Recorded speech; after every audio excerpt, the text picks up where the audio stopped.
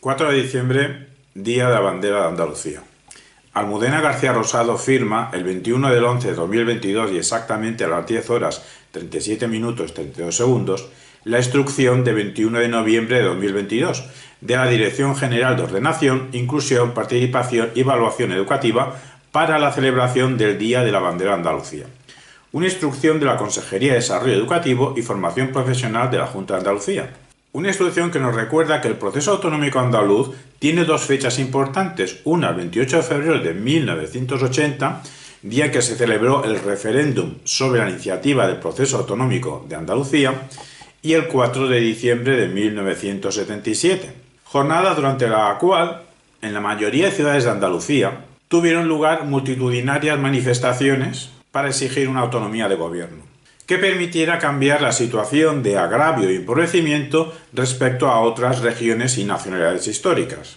La estimación fue que más de 2 millones de personas salieron a la calle, portando banderas verde y blancas, pero no porque fueran del Betis, con mensajes que vinculaban la consecución de la autonomía con la solución de los problemas sufridos por la sociedad andaluza. La instrucción de 21 de noviembre de 2022 nos dice que el Estatuto de Autonomía de Andalucía, aprobado el 20 de octubre de 1981, define a Andalucía como una nacionalidad histórica que se constituye en comunidad autónoma dentro de la unidad de España, con bandera, escudo e himno propios. Su bandera será la formada por 3 franjas horizontales, verde, blanca y verde, de igual anchura, tal y como se aprobó en la Asamblea Ronda de 1918. Adoptando la insignia propuesta por Blas Infante a partir de elementos de la historia y de la cultura andaluzas. La instrucción también nos recuerda que el Estatuto establece en su artículo 10.3 tercero el afianzamiento de la conciencia de la entidad y de la cultura andaluza, y en su artículo 10.3 24 la salvaguarda, conocimiento y difusión de la historia de la lucha del pueblo andaluz por sus derechos y libertades. Así, mediante el acuerdo del 8 de noviembre, el Consejo de Gobierno aprueba el Decreto 541/2022, de 8 de noviembre, por el que se declara oficialmente el 4 de diciembre Día de la Bandera de Andalucía. Y esta instrucción dicta dos cosas. Primero, la conmemoración del Día de la Bandera de Andalucía en los centros docentes andaluces, y segundo, la inclusión de la conmemoración del Día de la Bandera de Andalucía en la planificación de las actividades del centro. En este sentido, pretendo contextualizar, darle un marco a este Día de la Bandera de Andalucía, invitando a la reflexión precisamente sobre el Día de la Bandera de Andalucía. Para empezar, celebrar el Día de la Bandera de Andalucía claramente es un acto de memoria histórica, para recordar lo que pasó el 4 de diciembre de 1977 en Andalucía. ¿Y qué pasaba entonces en Andalucía? Pues que era una región del recién Reino de España, desde el 22 de noviembre de 1975, en el que es proclamado rey de España Juan Carlos I. Tras la muerte, el 20 de noviembre de 1975, quien dirigió una dictadura en España desde 1939, tras un golpe de Estado en 1936 contra el orden constitucional vigente desde 1931. Nótese que este documento de la instrucción de 21 de noviembre de 2022 se acepta que la composición de España en diciembre de 1977 estaba constituida por regiones y por nacionalidades históricas. Pero no hubo manifestaciones solamente en Andalucía. Un servidor, con tan solo 11 años en aquel entonces de diciembre de 1977, acompañando a mi progenitor, acudió a la manifestación en Barcelona del 4 de diciembre de 1977, donde nos congregamos más de 300.000 personas para pedir la autonomía de Andalucía, jornada que se bautizó, así rezaban los carteles, como Día Nacional del País Andaluz. Yo estuve allí, no me lo han contado, y cabe recordar que en 1970 en Cataluña había 840.000 andaluces, al punto que se decía que Cataluña era la 9ª provincia andaluza. 840.000 andaluces que con sus descendientes, pues éramos más de 1 millón de personas en Cataluña pertenecientes a la cultura andaluza. Puedo confirmar que en la Barcelona de 4 de diciembre de 1977 el nacionalismo andaluz se sintió con mucha intensidad Y aunque no puedo ni pude hacer una comparación de lo que se sentía en Barcelona 4 de diciembre de 1937 y lo que se sentía en ciudades andaluzas el mismo día, sospecho e intuyo que el sentimiento de nacionalismo andaluz era más fuerte en Barcelona que en la propia Andalucía. La idea de fondo de esas manifestaciones, al menos en la que un servidor estuvo presente, era que la modernización de España pasaba por la modernización de sus pueblos, y para eso tenían que tener autogobierno, y para eso había que haber democracia. Nótese que la instrucción de 21 de noviembre de 2022 nos recuerda lo escrito en el Estatuto de Autonomía de Andalucía, donde se especifica que la bandera de Andalucía es 3 franjas, verde, blanca y verde, tal y como se aprobó en la Asamblea de Ronda de 1918, según la propuesta de Blas Infante, recogiendo elementos históricos y culturales de Andalucía. Pues bien, entonces tenemos que preguntarnos quién fue Blas Infante y qué elementos fueron esos históricos y culturales de Andalucía. A Blas Infante Pérez le nacieron el 5 de julio de 1885 en Casares y le mataron el 11 de agosto de 1936 en Sevilla. Nos vamos a basar en los datos del Museo de Autonomía de Andalucía para decir que fue un político, un escritor, un intelectual, notario, que impulsó la autonomía política andaluza con un discurso regeneracionista, solidario con el resto de pueblos de España y abierto a la humanidad. Nos dice el Museo de Autonomía de Andalucía que frente al odio, el antagonismo o el resentimiento, Blas Infante defendió la cooperación entre los individuos y los pueblos. Asimismo, el mestizaje y el cosmopolitismo, como valores identitarios de la comunidad andaluza. Por ser fuente de inspiración y ejemplo de unión para el pueblo andaluz, Blas Infante fue reconocido como padre de la patria andaluza en un acto que se dice de justicia histórica en el Parlamento andaluz en abril de 1983. E incluso fue nombrado presidente de honor de la Junta de Andalucía en mayo de 2010. Entonces, ¿quién fue el padre de la patria andaluza? Según un vídeo subido por el Museo de Autonomía de Andalucía, se licenció en Derecho y en Filosofía en Granada. Sacó las oposiciones a notario, a la vez que descubría al andaluz y su cultura. Vivió 13 años en Cantillana, donde se le abrió los ojos sobre los problemas del campo. La acumulación de tierras, de muchas tierras, en pocas manos que ni siquiera trabajaban. Su primera ponencia, el 23 de marzo de 1914, fue Andalucía y el ideal, y se refería a Andalucía como la tierra más fértil de España, por lo que ya era hora de acabar con los privilegios de unos pocos. En la Asamblea de Ronda de 1918 propuso los símbolos de Andalucía, la bandera, el escudo y el lema. Con la dictadura de Primo de Rivera, su vida en público desapareció, entonces dedicó su tiempo a la reflexión. Un dato muy importante en su biografía es que en 1924 viajó a Marruecos y quedó fascinado porque allí creyó ver cultura andalusí que había sido transportada desde Andalucía hasta el norte de África. En 1931 se ofrece a los jornaleros como abogado, pero sin cobrar. Funda el partido Candidatura Republicana Revolucionaria Federal Andalucista y se presenta a las elecciones en 1931. En el complot de Tablada se le acusó de ser un revolucionario violento, acusación de la que se tuvo que defender posteriormente en un libro. En 1933 piensa el concepto Estado Autonómico para Andalucía y lo define en su Carta Andalucista. Sus ideas se propagaban y en 1936 la bandera andalucista ondeaba en muchas ciudades andaluzas, en muchos ayuntamientos. Incluso el Estado de Autonomía estaba a punto de hacerse realidad, pero aconteció la sublevación militar de julio de 1936, frenándose en seco todas las aspiraciones autonomistas de Andalucía. Y a Blas Infante le hicieron callar, es decir, lo asesinaron. El 2 de agosto de 1936, militares fascistas, miembros del bando sublevado contra la República, lo detuvo y le fusilan el 11 de agosto en la carretera que va de Sevilla a Carmona.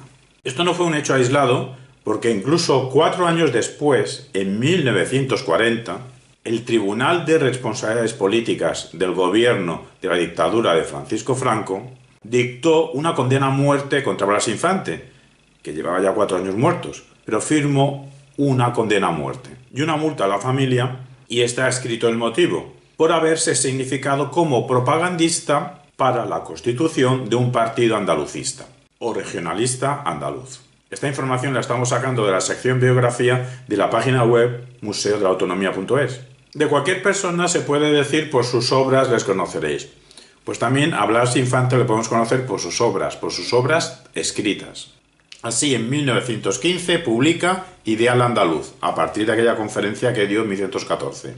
Y lo subtitula Varios estudios acerca del renacimiento de Andalucía. 1919 publica La Sociedad de Naciones, donde tras el desastre de la Gran Guerra de 1914-1918, defiende una ordenación política del mundo, democrática, republicana y universalista, donde quepa el proyecto andalucista.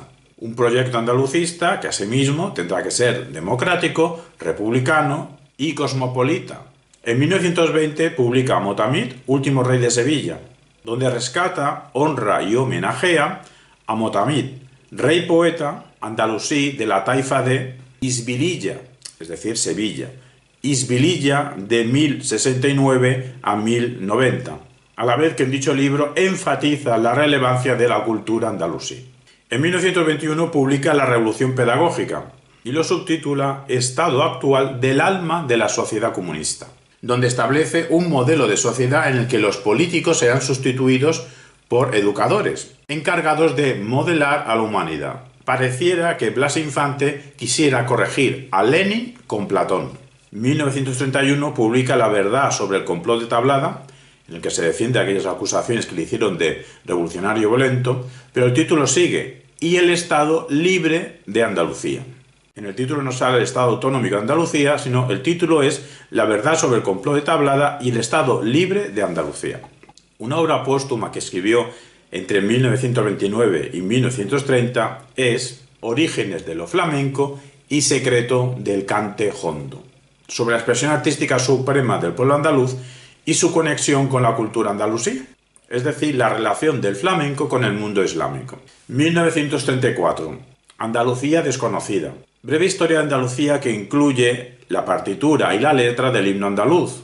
Ya en 1933 propuso que el canto religioso Santo Dios, un cántico de los jornaleros andaluces, fuese el himno de Andalucía, previamente transformando la letra, cambiándola por un texto suyo. Y puestos a conocer quién fue el padre de la patria andaluza, no podemos ocultar lo que sí ocultan las biografías oficiales, que es su posible relación con el Islam y su proyecto islamista sobre Andalucía. Es un hecho que en 1931 se construye en Coria del Río una casa familiar llamada Dar al-Farag, que significa la casa de la alegría, inspirada en la arquitectura y la decoración andalusí. Por un lado, para saber todas las posturas, la hija de Blas Infante siempre ha negado que su padre se convirtiese al Islam. Incluso muchos de los que le conocieron subrayan su laicismo. Sus obras están ahí, sus obras se pueden leer, y también se puede leer el libro de Muhammad Ali Sherif Ketani, que relata la conversión.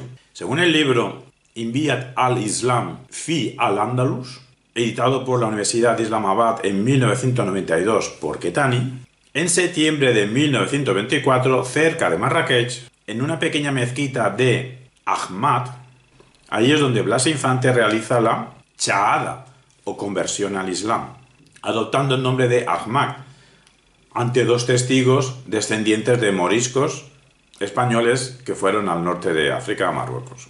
Todos los investigadores de la figura de Blas Infante reconocen la fascinación que tenía hacia el Islam, hacia la historia y la cultura de Al-Ándalus. Y para algunos investigadores, en el supuesto caso que se convirtiese al Islam, pues seguramente sería como un acto simbólico. En cualquier caso, cabe decir que en el supuesto que se convirtiese al Islam, eso fue un acto privado, porque en público nunca lo declaró, nunca lo reconoció.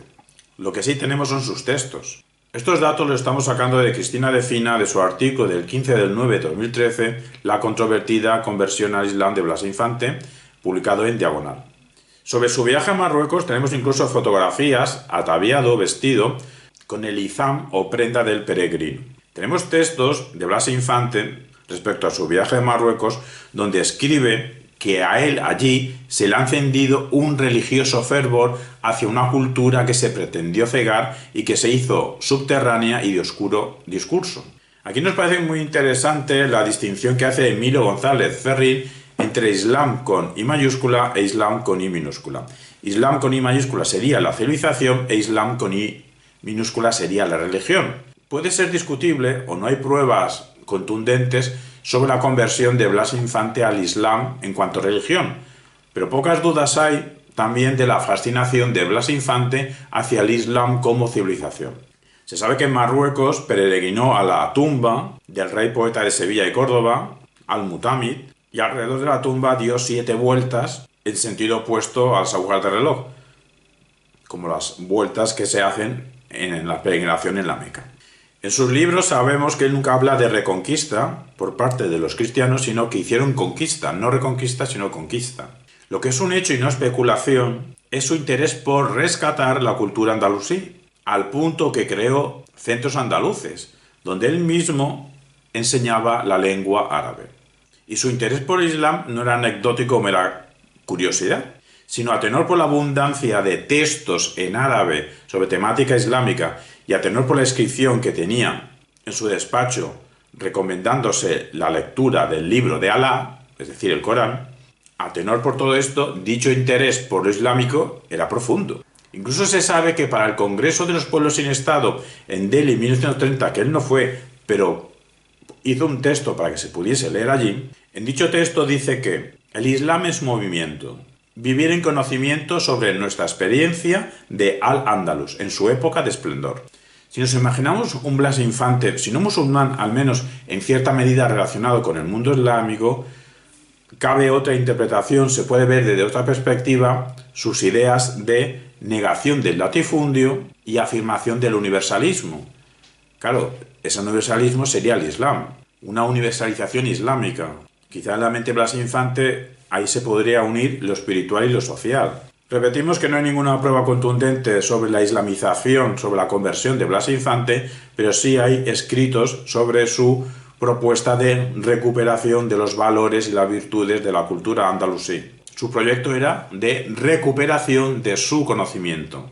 Con dicha valoración de la civilización islámica ahora se puede entender también de otra manera pues la elección de los colores verde y blanco para la bandera andaluza.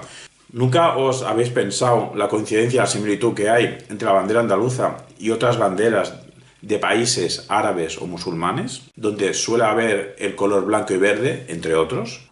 En realidad el color verde no tiene significación religiosa, pero fue empleado por el califato fatimí, y el blanco por la dinastía de los Omeya. En la bandera andaluza se suele decir que el verde significa esperanza y el blanco significa paz. Dicho así, pareciera que no tiene ninguna relación con el Islam. Pero vayamos a lo que dijo el propio Blas Infante sobre la bandera andaluza, quien para empezar le puso un nombre a la bandera andaluza, le llamaba Arbonaida. Hemos encontrado dos significaciones, una significación que es Arbonaida significa blanco y verde, pero ¿en qué lengua? En aljamía, que era la lengua romance árabe que se hablaba en la península celtibérica.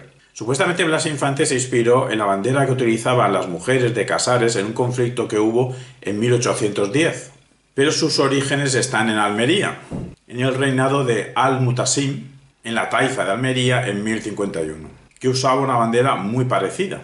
Otra etimología para Arbonaida significa mi tierra, mi país. ¿Pero en qué idioma? En el árabe andalusí. Blas Infante señaló que el estandarte de la dinastía andalusí de los Omeya era verde y que el blanco era el símbolo del perdón entre los almohades, omeyas y almohades, verde y blanco, por lo que el verde y blanco de la bandera andaluza está directamente relacionado con la cultura islámica andalusí. Y esto cuadra con la convicción de Blas Infante de que la esencia de España es Andalucía y la esencia de Andalucía es el Islam. En este matiz islámico, al menos civilizatorio, pues tiene otra lectura el lema que eligió para Andalucía, de Andalucía por sí, para España y la humanidad. Esta manera de pensar choca con lo expuesto por Gustavo Bueno en España frente a Europa de 1999, en que nos explica en este libro que la construcción de España se hizo contra el otro, y ese otro era el Islam, el mundo musulmán. Por nuestra parte, decimos que tan erróneo es pensar Andalucía al margen completamente del Islam, como si el Islam no hubiese pasado nunca por aquí, como pensar Andalucía esencialmente islámica, como si fuese una esencia a recuperar. Porque en la geografía andaluza, antes y después de la presencia islámica, pues hemos tenido el influjo de otras culturas, antes y después.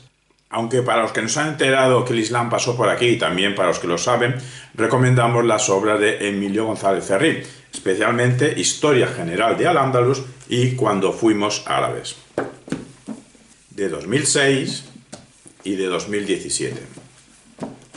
La tesis fuerte de Emilio González Ferrín es que Al-Ándalus fue el nombre de Europa entre Occidente y Oriente, el lugar donde aconteció el primer renacimiento ilustrado, primer renacimiento tras la gran cultura griega. Renacimiento ilustrado que fue en árabe.